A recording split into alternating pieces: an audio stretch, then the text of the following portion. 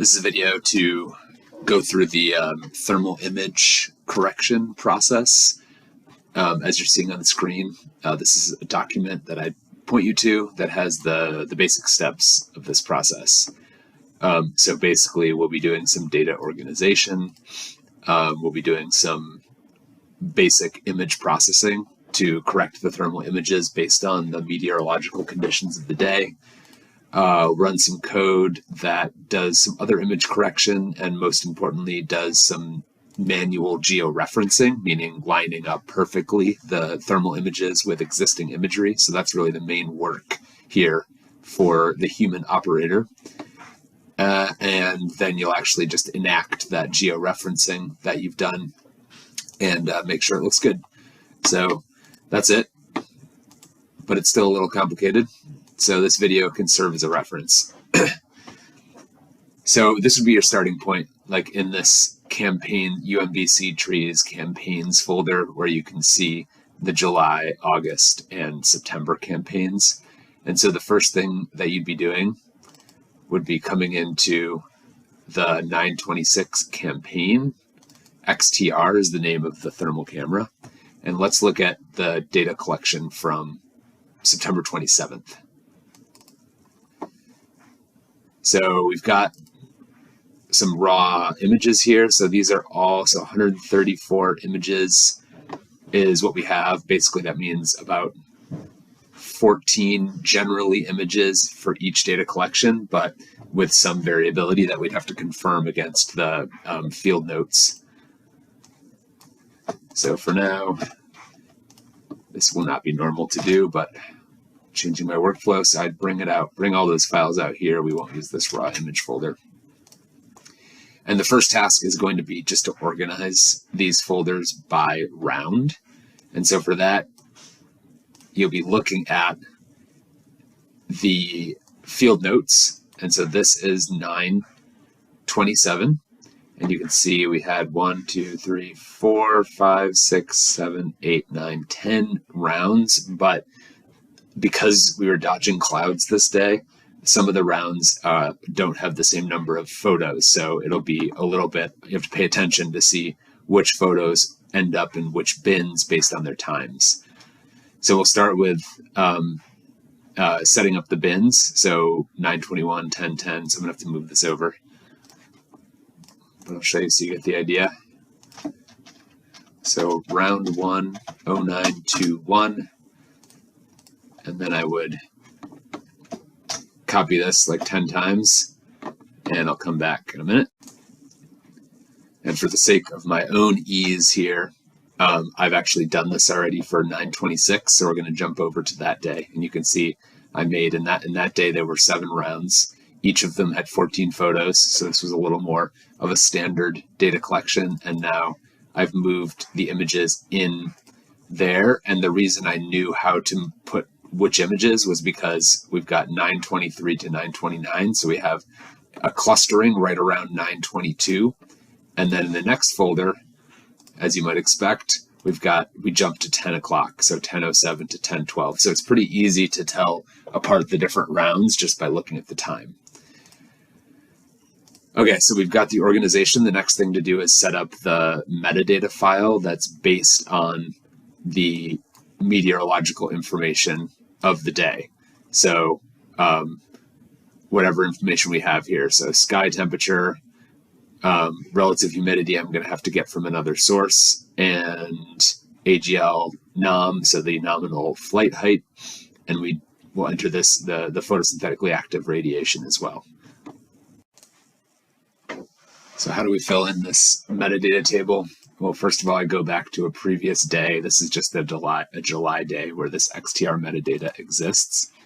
And open it up. And then save it as, go to campaigns, and then the current one, 926. Change the date, 926. And now I will get rid of the values. So here I'm going to enter in this is kind of silly, but have to do it right now. So this is entering in the times with an underscore before them, just so it matches up with the folders you just created. So basically this will be 0922 1006. All done. One thing to note is just, for instance, that I've changed everything to 24-hour time. Enter in the air temperature, which we don't have. That's right. So that and the relative humidity can both come from other station data. And so I've got this link here. If RH and or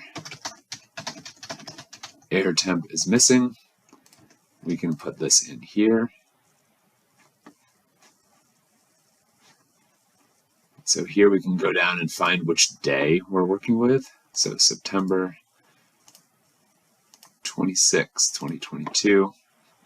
Make sure it's in table mode here, and you can get all the information from roughly the right time. So if 9:22 in the morning is the first one, we've got 9:24 here, where we've got 65 is the air temperature and 81% is the relative humidity.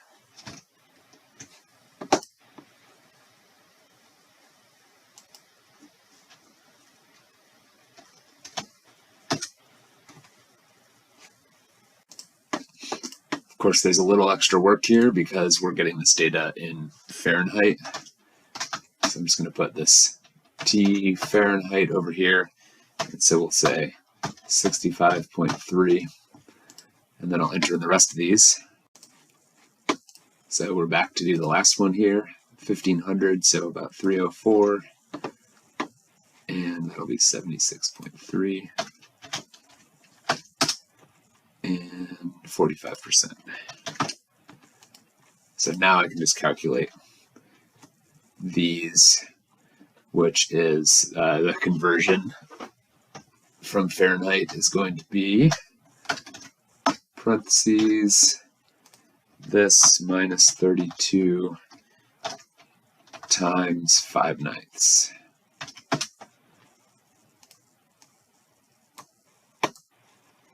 Okay, and now I find it easier to just copy and then paste these just as values, so then it disconnects from this data and we can just delete it.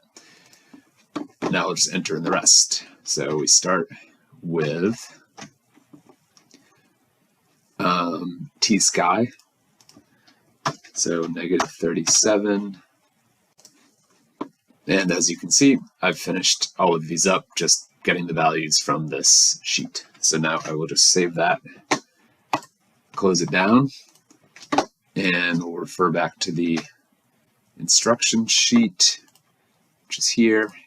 And we're moving on to the basic thermal image processing in R. So this is student thermal image processing, which is here. So you'll open up the libraries and then you'll see that there's the frequent user data entry. So stuff that you will have to change most times, at least some of it. And so you can see here, this is the working directory, should be this project in the XTR folder, and this already is correct. So 9/26 is the campaign, and then the specific day is also 9/26. The metadata sheet is probably also 9/26. Yes, okay, just making sure. You can see that metadata sheet is right there in the 9/26 folder, so that's good. And the project name is always going to be UMBC for right now. So I don't think you have to do anything else after that. You would just hit Control A to select all of the code, and then Control Enter to run it. And so that is going to do these basic corrections from like uncorrected brightness temperature to a reasonable land surface temperature for starters. So I'll just stop because this takes a few minutes to do. So that's done running now. And now how you'd know that is, well, first of all, you'd see that it finished in R. Don't mind this error, that's something different.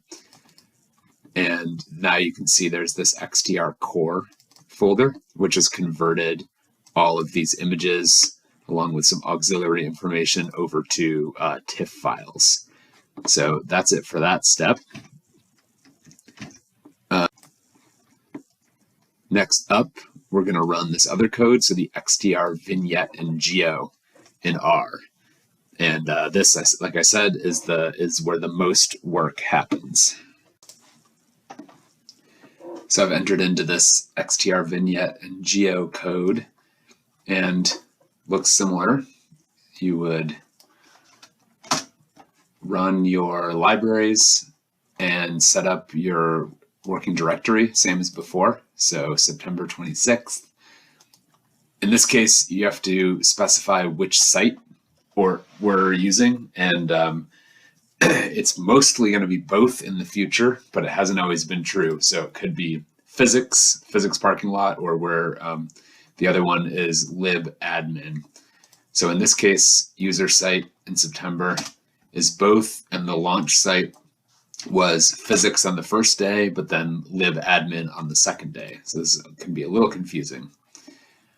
And nothing else here you're going to have to change. This is just setting some stuff about how the georeferencing is going to happen. And then this stuff you don't have to worry about. You just run it, assemble the image list and run that.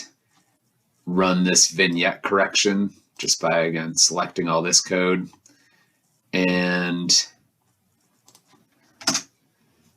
ultimately, we should have this image list, so 1 to 98. So there's 98 corrections that have been, or 98 images that have been corrected using this multiplicative vignette correction. So that's why the mult is there. And so now we're on to the georeferencing. So you basically are going to run the rest of the code. And whoops, did something wrong. Please hold. Okay, that's fixed. So this is going to pop up every image. And so here is the manual fun. That will be a little bit mind-boggling at first, but you'll get used to it pretty quick. So I will provide probably some paper printouts of where the tie points go that will use to reference each of these images to base imagery. For now, I'll show you on the screen. So this is the corresponding base imagery. So basically, we've got the UMBC campus, we've got library up here, admin down here, and physics over here. And so I'm zooming into physics, and we've got this high resolution drone imagery that acts as our truth image. And we're trying to make sure that the thermal imagery lines up exactly with this imagery every round. So you can see I've got 3 purple markers. These are my tie points for the first image. And so you'll note that they're usually on something that's visually obvious or fairly obvious, not always, in both the base imagery and the thermal imagery. So whatever this thing is, it's at the top of it. Same deal for up there. I guess those little nubby things you walk on the near the crosswalk, and then the end of this median strip. And so that's what you're going to look for. 1, 2, 3. The order is critical. Let's go back to the image. And so here you can see I'm going to do click, click, and click. Doesn't have to be extremely accurate, just decent. And so then it's going to, so the next image, excuse me, pops up here, and we can go back and see that one. And you'll just have pieces of paper, I think, so it'll be a little bit easier. And now we're looking probably here, but it's going to be the green ones. So the orange ones are for the next one. So here, here, and here. Actually, just bring it over. So that'll be, so everything looks a little different in thermal land. But 1, 2, 3. And now the next one comes up. And so now it's these orange guys that are going to be 1, 2, and the outside there, 3. And on and on. And so basically you would run through 98 of these for this day and call it a day for this part. Then we move on to one more easy step, but this would be the main work.